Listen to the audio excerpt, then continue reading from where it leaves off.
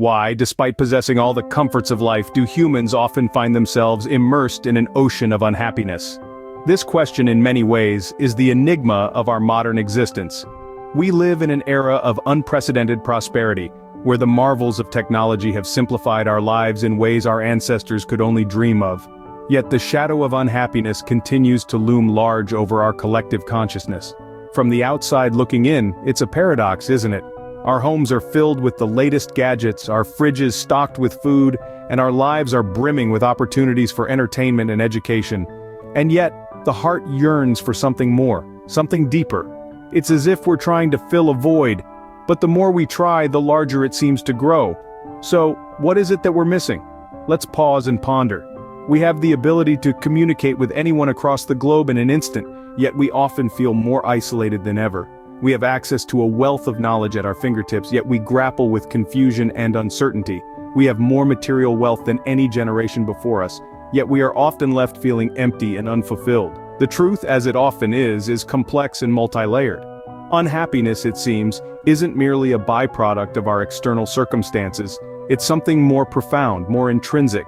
It's a testament to our inner state of being. It's like a mirror reflecting our internal world, our desires, attachments, fears, and insecurities.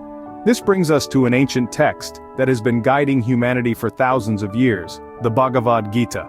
This spiritual scripture from India offers a profound understanding of human nature, and it might just hold the key to unraveling this enigma of unhappiness.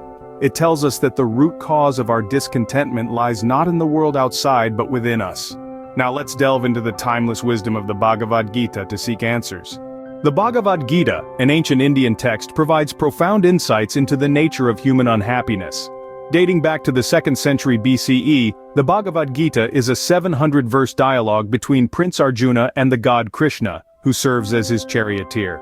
This revered scripture of Hindu philosophy is not just a religious text, but a spiritual guide that addresses the most pressing questions of life, purpose, and the path to happiness.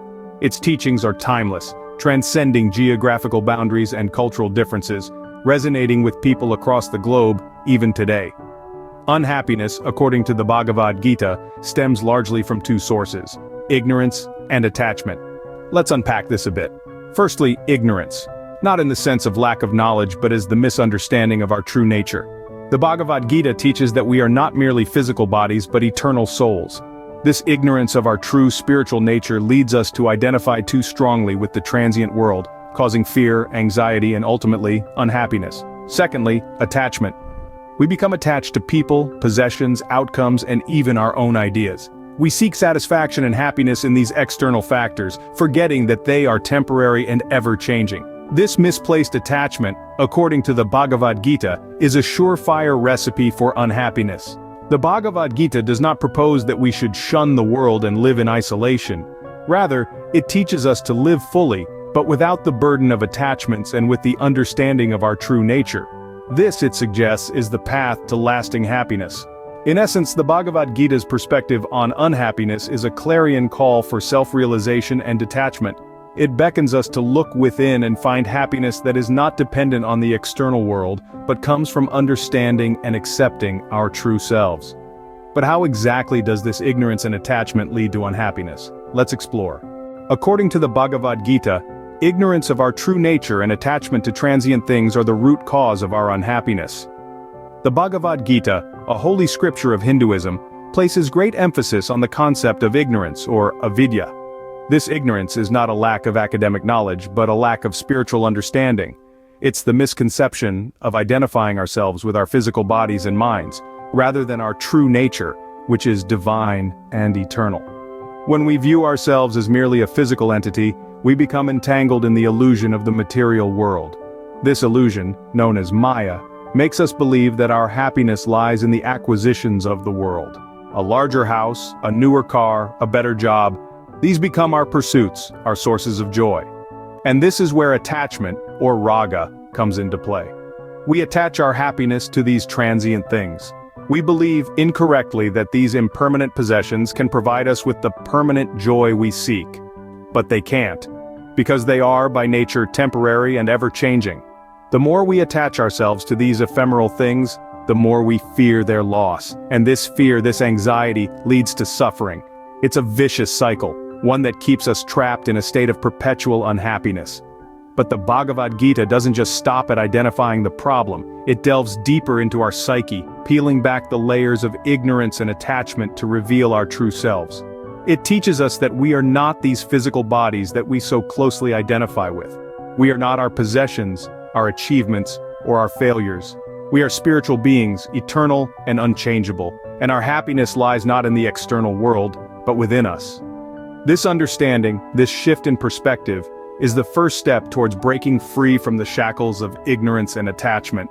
It's the beginning of a journey towards true and lasting happiness. But the Bhagavad Gita doesn't just identify the problem, it also provides a solution. The Bhagavad Gita proposes a solution to human unhappiness, which is knowledge, detachment, and the practice of yoga. The first step is knowledge. Not the kind you acquire from books or universities, but the profound understanding of our true selves. The Gita suggests that we are not these bodies, constantly changing with age and time. We are not these minds filled with fleeting thoughts and emotions. Instead, we are the eternal soul, the spark of divinity within us. This knowledge can help us rise above the transient ups and downs of life, bringing us closer to a state of true happiness. The second step is detachment. This doesn't mean renouncing the world or suppressing our desires. Detachment, according to the Gita, is the art of being involved in the world, enjoying its pleasures but not becoming enslaved by them. It's about knowing that everything around us is temporary and changeable. The car we drive, the house we live in, even the people we love, all these things are transient. When we understand this, we can enjoy them fully, without the fear of loss or the pain of separation. The third step is yoga. Now, yoga here doesn't just mean twisting your body into pretzel shapes. In the context of the Gita, yoga is a discipline of the mind, a practice that helps us maintain equilibrium in the face of life's ups and downs. It's about learning to stay calm and composed, whether we are facing success or failure, pleasure or pain. These practices, when combined, can help us transcend the cycle of happiness and unhappiness. They can lead us to a state of inner peace and contentment, which is not dependent on external circumstances. It's not an overnight transformation, but a journey, a lifelong endeavor. So, what are the key takeaways from the Bhagavad Gita's teachings on human unhappiness? Well, it's simple.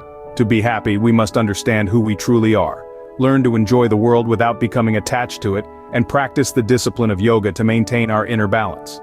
The Bhagavad Gita's teachings on human unhappiness provide profound insights that are as relevant today as they were thousands of years ago. As we've explored in this journey, the Bhagavad Gita breaks down the enigma of human unhappiness with a clarity that transcends time and cultures.